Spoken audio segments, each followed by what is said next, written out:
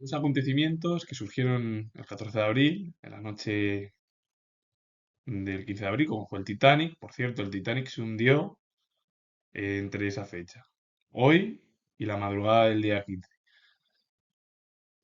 Otro acontecimiento, algo muy importante en la historia de España, que todo el mundo yo creo que conocemos, que fue la proclamación de la Segunda República por el exilio del monarca Alfonso XIII, por el apoyo incluso, bueno, el apoyo incluso no, por apoyar a Primo de Rivera y luego intentar llevar a cabo una dicta blanda con el general Berenguer y el almirante Aznar, y finalmente se celebraron elecciones el 12 de abril de ese año, de 1931, y a los 2 días se proclamó la República Española. Y yo lo comento siendo historiador, y eso que la monarquía tuvo mayor apoyo en las zonas rurales, que fueron los pueblos, más que en las zonas, bueno, las grandes capitales, donde es verdad que el régimen republicano ahí sí que venció, pero en el cómputo fue prácticamente un apoyo más al régimen monárquico en España. Y luego un ejemplo de filosofía árabe o filosofía hispanoárabe, como fue Averroes o Felipe III, que nació el 14 de abril. El Titanic se hundió en el Océano Atlántico en la noche del 14 al 15 de abril de 1912. El Titanic además chocó contra un iceberg o el iceberg a las 12 menos 20. El impacto abrió una brecha en el costado derecho del barco. El hundimiento ocurrió a unas 400 millas náuticas, que son, bueno, en el ámbito europeo, 740 kilómetros al sur de Terranova, que es una isla que se encuentra en Canadá. El capitán Edward Smith ordenó las señales de socorro, pero los barcos cercanos estaban demasiado lejos. Se lanzaron los botes salvavidas, no hubo para todo el barco y encima solo pudieron rescatar a 705 personas. Fue una desgracia en Estados Unidos y fue un momento muy tenso, a la vez negativo, y bueno, pues uno de los barcos más importantes dentro del ámbito de los mares, y por ese choque que se produjo contra un iceberg rompió todo, hundió todo, que por cierto se han hecho además, se han hecho películas. Y luego se han hecho muchos documentales sobre el hundimiento del Titanic, y se sigue la gente, bueno, y muchos expertos se siguen preguntando qué es lo que pudo suceder y cómo se pudo haber evitado esta catástrofe que, bueno, pues se llevó muchas vidas por delante. Por ejemplo, entre ellos Edward Smith, que fue el que pidió ayuda, señales de socorro, pero los barcos que estaban muy lejos del Titanic, porque él fue capitán y comodoro de la compañía naviera White Star Line y oficial comandante durante su primer y único viaje en 1912. El Titanic, o el hundimiento del Titanic, fue una catástrofe para la población y uno de los problemas que tuvo mayor impacto en el ámbito occidental. En el ámbito de la media hubo pues diferentes filósofos que bueno, adquirieron el pensamiento de la antigua Grecia, como bueno, los dos principales filósofos de la antigüedad fueron, en el ámbito griego, fueron Platón y Aristóteles junto con Sócrates. Bueno, pues luego surgió la filosofía cristiana con Tomás de Aquino, con Agustín de Hipona, con Averroes, con otras figuras que intentaron plasmar las ideas, sobre todo Averroes o Tomás de Aquino, aristotélicas. Averroes fue filósofo hispanoárabe de familia muy distinguida. Su padre había sido cadí de Córdoba durante cierto tiempo. Su abuelo, que tenía el mismo nombre que él, Abd al-Walid Muhammad, había desempeñado este cargo durante largo tiempo y había sido luego una autoridad en derecho maliquita y consejero de varios soberanos y príncipes. Y una de las obras que realizó Averroes, que fueron comentarios a Aristóteles, pues que se dividió en tres partes. Y bueno, pues Averroes fue una de las figuras dentro del pensamiento andalusí, es decir, en España, y que es importantísimo, que nació hoy un 14 de abril de aquel año, como puesto de 1126, hace ya muchos, pues, muchos años, o bueno, ya décadas y siglos. Y bueno, dejó huella en el pensamiento aristotélico y más por su influencia, que lo comentó, y bueno, también comentó una obra de Platón, La República, es decir, que Averroes comentó a los filósofos más importantes de Grecia. La Unión Ibérica comenzó durante el reinado de Felipe II, su hijo Felipe III continuó hasta que ya en 1640 se independizó. Bueno, la Unión Ibérica se fundó en 1580 por las crisis que hubo con la corona portuguesa. Además de que Felipe III fue monarca de todo el territorio peninsular, también de América y de otras zonas también de Asia. Su reinado comenzó en 1598, cuando tenía 20 años. Felipe II vio en su hijo que no estaba capacitado para gobernar el país. Porque es que además, primeramente Felipe III dejó las funciones políticas en manos de los validos, entre ellos el duque de Lerma, una de las figuras que, bueno, llevó a cabo una extensa política en la cual, bueno, pues la dejadez del monarca provocó, bueno, corrupción, problemas, incluso el duque de Lerma hizo lo que, bueno, trató como un títere a su propio monarca y amigo también, Felipe III, porque trasladó la monarquía a su semejanza, primeramente, eh, y cambió la corte durante 5 años en Valladolid, hasta que ya definitivamente en 1106 ya la dejó fija ya en lo que hoy en día es Madrid. Pero claro, era más por la ganga.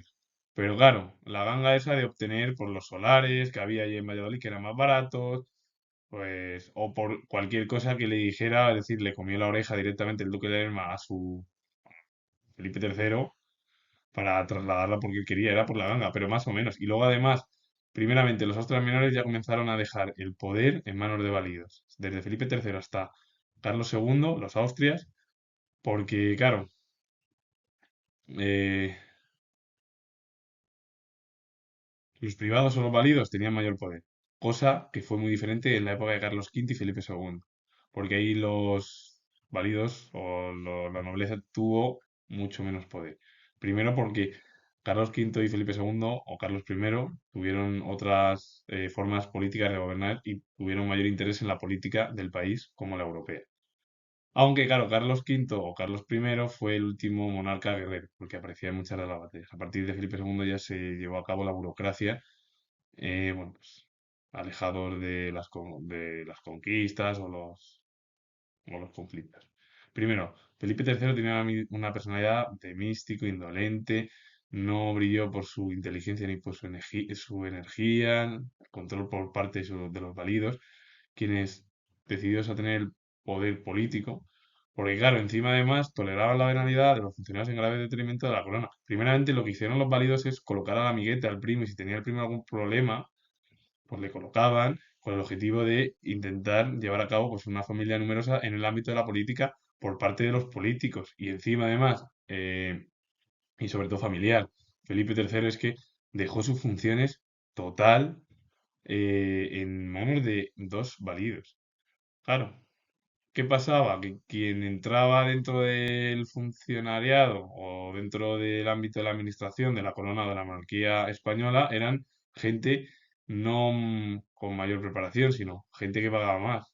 Y entonces al final se hizo pues una especie de bola y corrupción y encima el monarca tampoco estuvo interesado en la política y al final provocó, bueno, pues corrupción, problemas, porque además el duque de Lerma, siendo valido, amigo del propio monarca Felipe III, lo que hizo fue marearle total. Hizo la ganga de decir, vamos a ir a, bueno, o trasladar la corte a Valladolid durante 5 años, volverla de nuevo en 1606 a Madrid, bueno, pues una ganga que prácticamente fue algo que el propio monarca permitió. Y luego encima, el duque de Lerma perteneció o era nieto de San Francisco de Borja, de esa familia de los Borgia, que tuvieron un poder en la monarquía española, con los reyes católicos y otras figuras ya de Carlos V o, bueno, también Felipe II.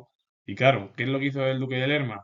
Primero se hizo cardenal en 1618, cuando ya le expulsaron porque ya vieron por parte de la reina Margarita y su propio hijo que querían quitarle por todos los problemas y corrupción que había en España ya durante el reinado de Felipe III. Segundo, se ordenó sacerdote en 1119 al año siguiente para evitar represalias. Represalias como que fuese juzgado y eso que incluso el mayor corrupto que decía el pueblo, porque además el pueblo ya hasta se reía de toda la corrupción que había. Y claro, la única manera para evitar ser juzgado era convertirse en sacerdote, es decir, pasar a la iglesia. Y ahí entonces el duque de Lerma se libró de muchas cosas. Estuvo ya directamente sus últimos 7 años viviendo, pues eso, dentro del hábito religioso. Y a partir de ahí, su hijo, el duque el duque de Uceda, que era el hijo, primeramente, valido de Felipe III, se unió, se alió con con el conde duque de Olivares, el futuro valido de Felipe IV. Bueno, pues a partir de ahí, y la reina Margarita, escucharon todo, ¿y qué hizo la reina Margarita? Expulsar directamente a su padre, poner de nuevo al duque de Uceda como valido de Felipe III, y ya la muerte del duque de Uceda cambió ya la monarquía, nuevos cambios. Primero, el conde duque de Olivares se convirtió en el nuevo valido del nuevo monarca, una sabia joven que venía con Felipe IV, y a partir de ahí, bueno, pues, todo lo que llevaron a cabo la familia bueno, tanto hijo como padre, el duque de Lerma, el duque de Uceda, fue prácticamente eh, una corrupción total que fue permitida por Felipe III. El problema es que el hombre, pues, el monarca tampoco es que brillase mucho, no tenía interés por el panorama político español, le daba lo mismo todo y así pasó que, claro, si tú permites a alguien que haga las funciones, incorpora a gente, amigos, familiares, a la administración de la monarquía, pues lo que da lugar es que la gente que tiene mayor valor y que sabe o entiende esas estructuras, pues provoque al final corrupción, haya problemas, que es lo mismo que pasa hoy en día, que eso no ha cambiado nada. Lo que pasa que, claro, antiguamente era incluso hasta peor. Y claro, como se dice en la frase eso bueno, pues al final el propio hijo expulsó directamente a su padre porque le comió la oreja también y dijo a Felipe III que sí podía ir, claro. Bueno, pero vamos, lo que hizo el duque de Lerma fue casi una especie de movimiento al rey y le mareó total. Fue una especie de que le comió la oreja a Felipe III, el duque de Lerma, para hacer todo lo que él quería. Así hizo todo lo que quiso y trasladó la corte a donde más le pareció correspondiente. Y con el objetivo nada más del duque de Lerma era para ganar dinero y hacer las gangas y obtener ingresos, nada más. El 14 de abril de 1961 se proclamó la Segunda República Española, o fue la proclamación de la Segunda República Española. A partir de ahí, después del pronunciamiento del general Martínez Campos en diciembre de 1874, se trajo de nuevo a los Borbones con Alfonso II, Alfonso XIII y, bueno, Isabel II después del estallido de la Guerra de la Independencia, porque en el siglo XIX hubo diversas dinastías. Estuvieron los Bonaparte, el periodo corto del sexenio democrático, en el cual los generales Prim, Serrano y el almirante Topete expulsaron a Isabel II. A partir de ahí, y se marchó, por cierto, Isabel II a Francia. ¿Qué sucedió? Bueno, pues que lo que intentaron Prim, Serrano y, bueno, y Topete, pero sobre todo Prim, era traer una nueva monarquía, la dinastía de los Saboya, por Italia, por su cercanía, porque en Italia, bueno, se había unificado en 1871 junto con Alemania, y, bueno, los Saboya estaban gobernando en Roma, en Italia. Esa experiencia de que fue elegido Amadeo de Saboya y bueno, vino a España. El problema es que en diciembre de 1870 fue asesinado el general Prim. Se dice que pudo ser lo más seguro el general Serrano o otras figuras del momento. Y a partir de ahí, Amadeo de Saboya se marchó, se proclamó la Primera República en España, que fue en febrero de 1873. Y luego, bueno, pues lo que vino fue el pronunciamiento de Sagunto, de Martínez Campos, del general Martínez Campos, con luego también el apoyo de Cálmar del Castillo, aunque él no quería que Cálmar del Castillo que se realizase un golpe de Estado, aunque bueno, como le dieron el poder a Cálmar del Castillo, bueno, cambió la postura. A partir de lo que surgió durante el reinado de Alfonso XIII, primero, el estallido de la Primera Guerra Mundial, el estallido de la crisis sanitaria de la pandemia de 1918. Lo que acabó ya en 1931 con la monarquía en España, en la figura de Alfonso XIII, fue directamente el apoyo de Alfonso XIII o del monarca a Primo de Rivera en 1923 e implantó una dictadura en España. A partir de ahí, también esto surgió en Italia. Víctor Manuel III apoyó a Mussolini y cuando cayó Mussolini, después de la Segunda Guerra Mundial, Humberto II intentó llevar a cabo una monarquía en Italia, pero la dinastía Saboya fue expulsada del país. En Italia hoy en día es una república.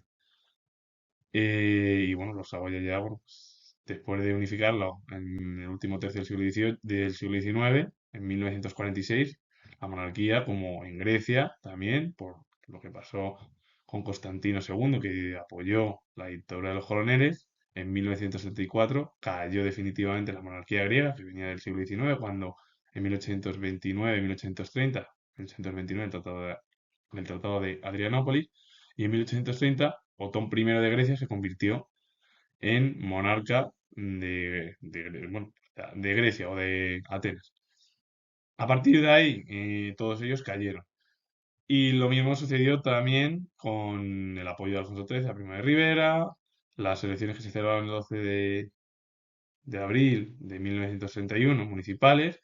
En las grandes capitales salió el apoyo a la República, en las zonas rurales el apoyo a la monarquía. Y también, pues lo que intentó Alfonso XIII, y sobre todo con el general Berenguer, el almirante Aznar, era pues, mantener el régimen monárquico. No pudo ser y el monarca se marchó, se exilió del país con el objetivo mm, de evitar cualquier conflicto primero y luego, bueno, pues a los 2 días se proclamó el régimen republicano, que es hoy, el 14 de abril. Claro, el ejemplo al final es que si tú apoyas a una dictadura, y yo lo comiento siendo historiador, acabas fuera del país. Pasó esto en España, pasó en Italia, pasó en Grecia, y hoy en día es verdad que España luego con la Guerra Civil Española, ese conflicto civil sangriento de la historia reciente de nuestro país, y luego una dictadura de 40 años, y al final, bueno, pues los Borbones volvieron al trono porque Juan Carlos I se acercó a Franco, hay que decirlo, y luego porque Franco tampoco, el franquismo no quería a su padre, Juan de Borbón. Así que con ello finalizo. Comentar que soy historiador. Y si os gusta este vídeo relacionado con dos acontecimientos y dos figuras que nacieron el 14 de abril, darle a like, suscribiros y comentar. Vuelvo a repetir que soy historiador y nos vemos en el próximo vídeo.